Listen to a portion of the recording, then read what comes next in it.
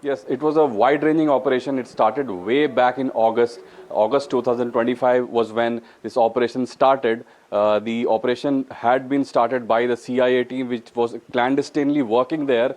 So US spies were monitoring Maduro's every move. Whatever he was doing in everyday life, each and every move was being monitored by the CIA team, which was present there. It was particularly challenging for the team because US and Venezuela do not have, diplomatic relations. So there was no embassy for them to have that diplomatic cover. It was a really challenging operation. CIA team observed where Maduro ate, what he wore. So that goes to show the level of, depth in this operation, the level of details they wanted to collect.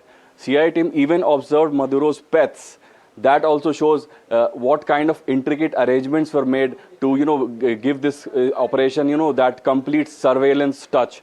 And Delta Force, which is the premier US Special Forces organization, used replica of Maduro's compound for practice. This was also done for months. We had seen similar operations conducted by the US Special Forces when Osama raid happened in 2011.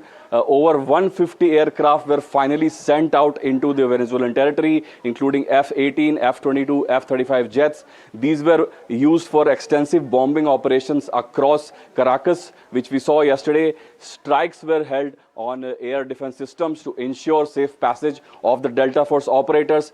These strikes maintained, that level playing field. They cleared the operation area for the Delta Force operators, and all it took was 5 minutes for the Delta Force operators to get into the compound where Maduro and his wife were, situated, and get into their room and drag them out. All it took was 5 minutes.